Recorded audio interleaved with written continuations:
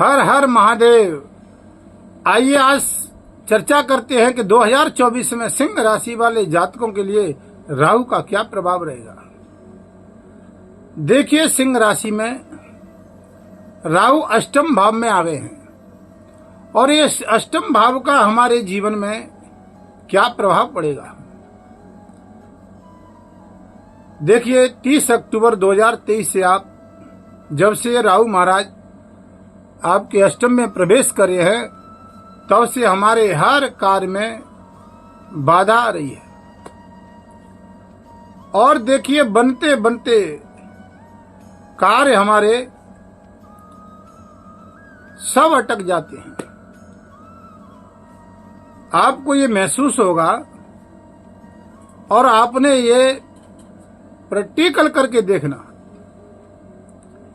कि जब से राहु अष्टम में प्रवेश किए हैं तब से हमको बड़ी समस्याओं का समाधान करना पड़ रहा है। एक समस्या खत्म नहीं होती है, दूसरी समस्या आगे खड़ी हो जाती है। कोई न कोई समस्या हमारे पीछे लगी रहती है। मानसिक तनाव देखने को मिलता है, मानसिक टेंशन बार बार हमें मिलती है। कभी कभी स्थिति ऐसी हो जाती है कि व्यक्ति डिप्रेशन में, हमारा दिमाग इतना तनाव में हो जाता है कि हमें कुछ सूझता नहीं है। अष्टम का जो राहु है और इस समय आप देखिए कि 2024 में मई और जून के महीने में सिंह राशि वाले जातकों को बड़ी ही सावधानियां ही बरतने की भी बहुत आवश्यकता है, क्योंकि राहु और मंगल इस समय मई के महीने में और जून के महीने में अंग कारक योग बना रहा है। तो हमें बड़ी समस्याओं से जूझना पड़ रहा है। कभी कभी देखिए, शारीरिक कष्ट प्रॉब्लम भी दे सकता है, शरीर बाधा से भी हम पीड़ित रह सकते हैं। हम स्वयं या स्वयं के परिवार के लिए धन खर्च बार बार हो रहा है, चाहे आपके स्वयं के लिए हो रहा हो, चाहे आपके स्वयं के परिवार के लिए। लेकिन राहु कहीं न कहीं हमें धन के खर्चे बार बार अभाव हो रहा है, बार बार दिख रहे हैं। अब देखिए कि राहु की दृष्टि आपके सिंह राशि वाले जातकों के ये चंद्र कुंडली के आधार से ये आपका राहु का फलादेश है, आपके नाम के हिसाब से। अब आप देखिए कि राहु की 3 दृष्टियां होती हैं। अपने स्थान से जहां से राहु बैठते हैं वहां से 3 भावों को देखते हैं। राहु महाराज पंचम भाव को, सप्तम भाव को और नवम भाव पे पूर्ण दृष्टि रहती है।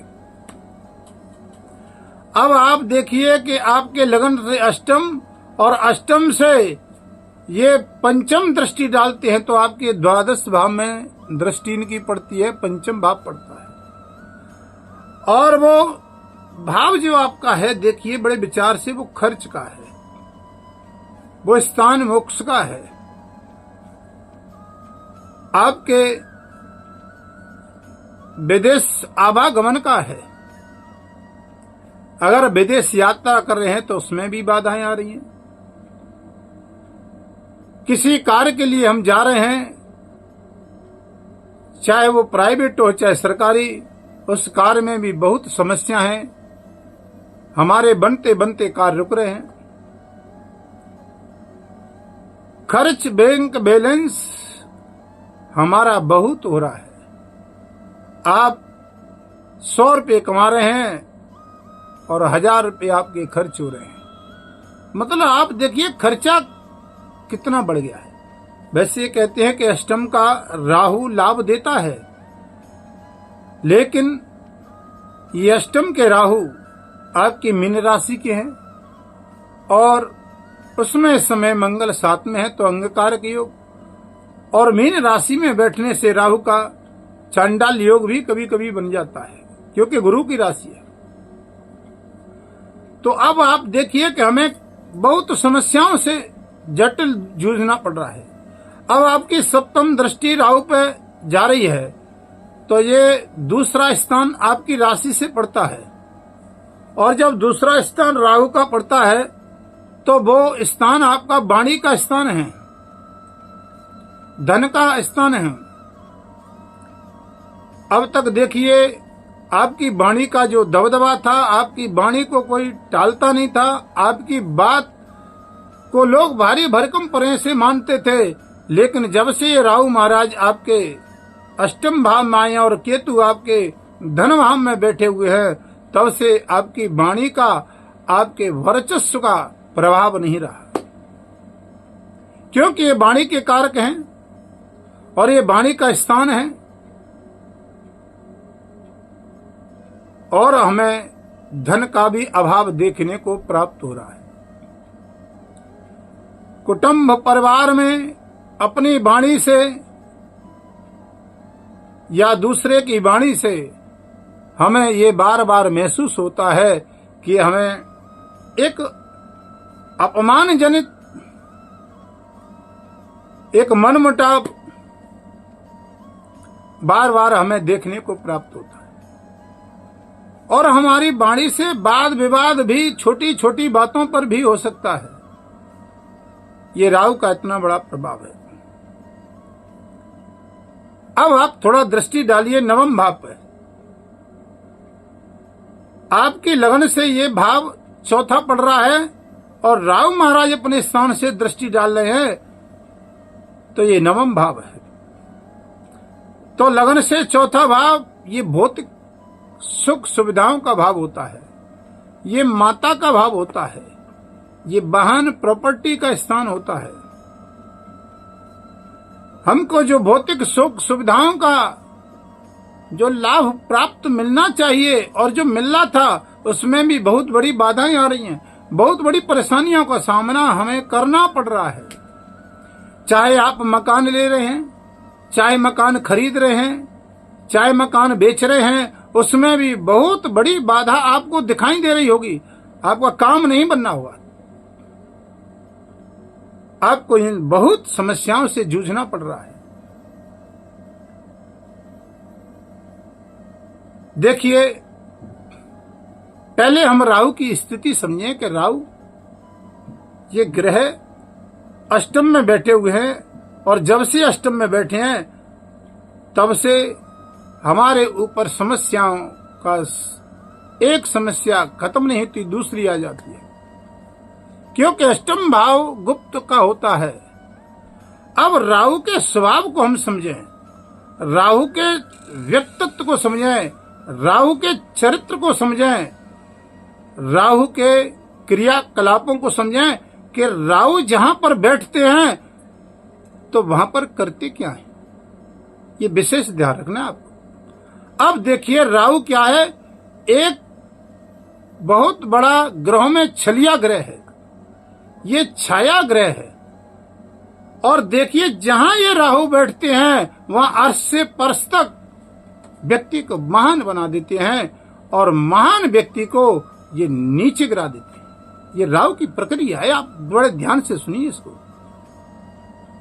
तो इस राहु के हम व्यक्तित्व को समझें कि राहु का काम क्या है। ये अष्टम में बैठ करके राहु, अगर देखिए ये गुप्त अष्टम भाव होता है, गुप्त यंत्र मंत्र तंत्र विद्याओं का होता है, यहां से अकस्मात लाभ का हमें लाभ मिलता है। जैसे राजनीति करने वाले, व्यापार करने वाले, धंधे करने वाले, इनको भी बड़ी समस्याओं से जूझना पड़ रहा है। हमारी ये समस्याएं कभी खत्म होते हुए ऐसे नजर आता है, दिखाई नहीं देंगी क्या? लेकिन यहाँ समस्या है, वहां समाधान भी है। तो हम राहु को समझें कि राहु छलिया ग्रह है और ये जहां बैठता है वहां छल करता है। अरे मनुष्य की तो बात ही क्या,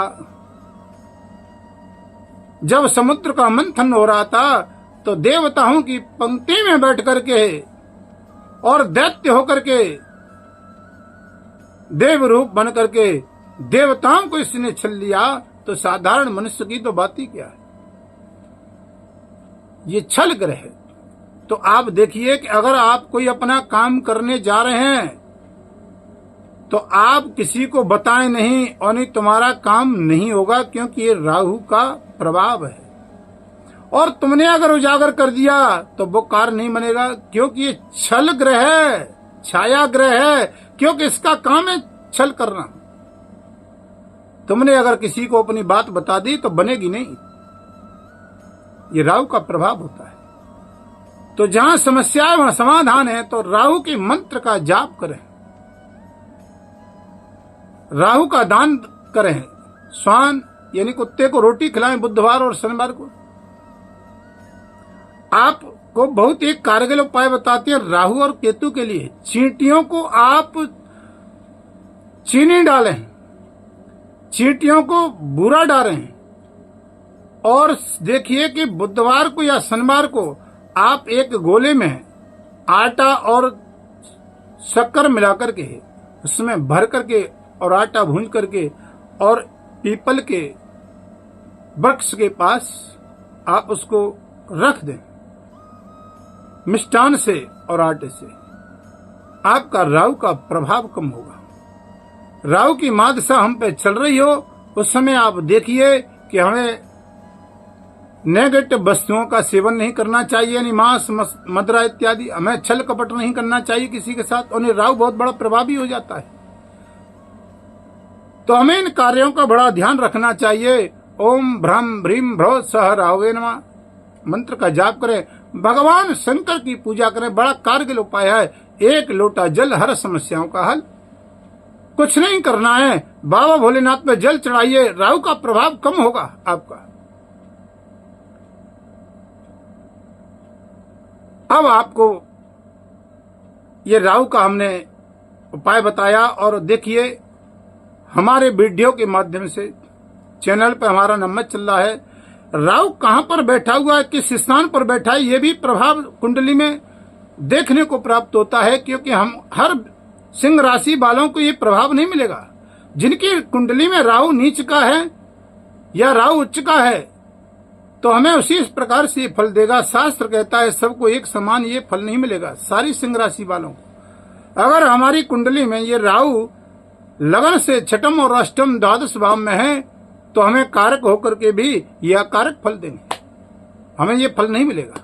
तो कुंडली का जरूर विश्लेषण करें और कुंडली को खोल करके भी देखें कि राहु हमारी कुंडली में कहां पर विराजमान है। अगर आपको कुंडली का हमसे विश्लेषण करवाना है तो हमारे चैनल पे नंबर चल रहा है, आप परामर्श कर सकते हैं। अगली वीडियो में फिर चर्चा करेंगे, आपको अगली वीडियो आपके समक्ष लेकर के आएंगे। तब तक के लिए जय जय श्री राधे।